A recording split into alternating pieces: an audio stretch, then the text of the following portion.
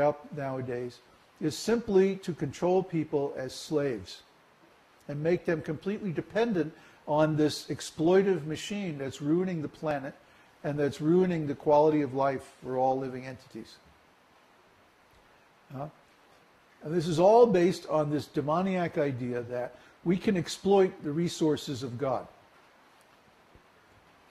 If there's some minerals in the ground, then we can take big trucks and dig it all out and take it and melt it down and make cars and trains and planes and buildings and all kinds of stuff. It's unnecessary. It's actually unnecessary.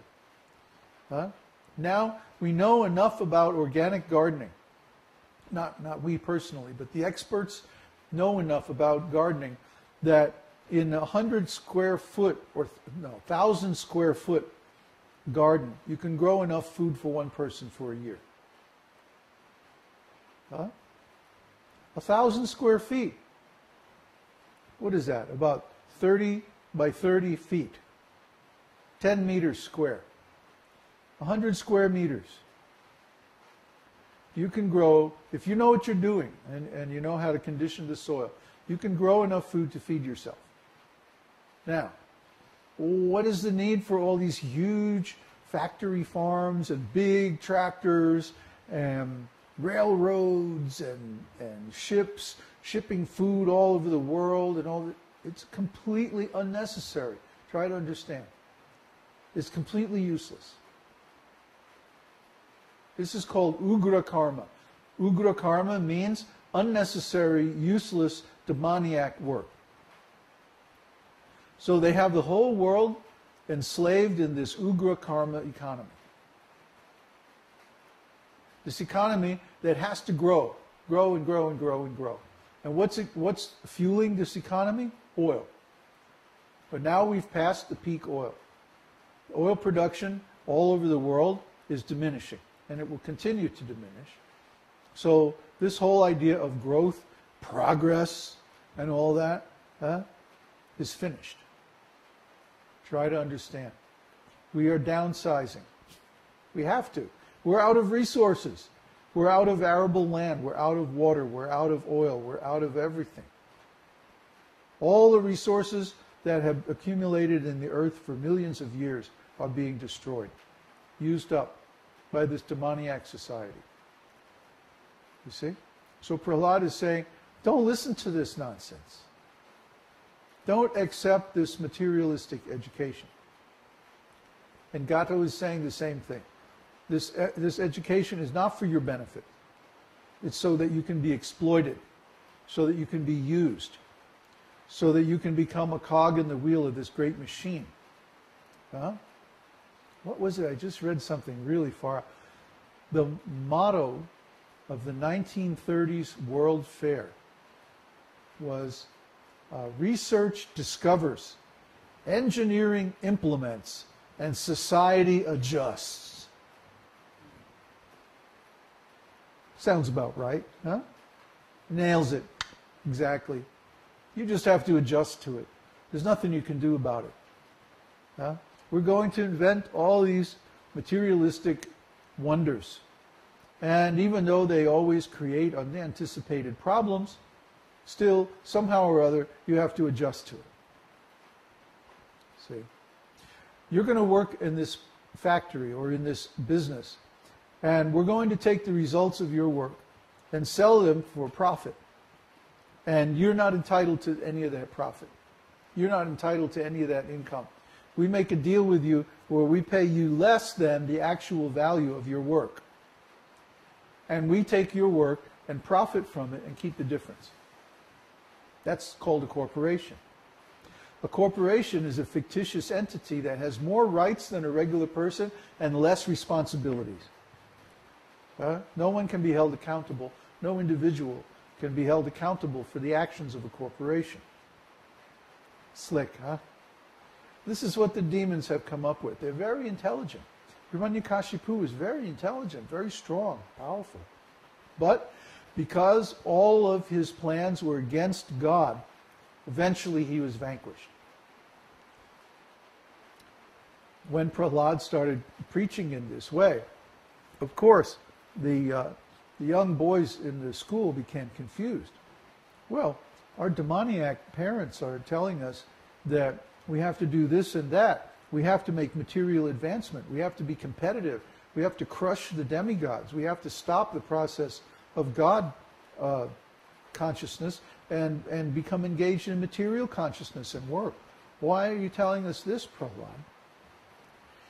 And Prahlad had to explain the whole thing. We're spirit souls, that we're not from this world, we're from the spiritual world. We don't belong in these bodies, we should be free. We're taking on all these materialistic designations, and because of that we get so much karma, and then we have to suffer birth and death, and on and on. He explains the whole philosophy, 5 years old. I've heard this, actually I've seen this. In India, the children who go to the traditional gurukulas, at very young age, 7 or 8 years old, they can explain you the whole philosophy. Just by hearing, they understand everything. Don't think that children are stupid. They're not. Jennifer was sharing one experience that she had. She learned sign language. And she taught her newborn boy to use sign language, which I don't understand. I'm just mimicking. And so at 6 months, the boy was telling her, I need to eat something. I'm thirsty. I have to go to the bathroom. With sign language. You see? Spirit souls are not stupid. But at that early age, the body is so undeveloped that the coordination between the mind and the tongue has not developed yet. So they can't speak and tell us their needs.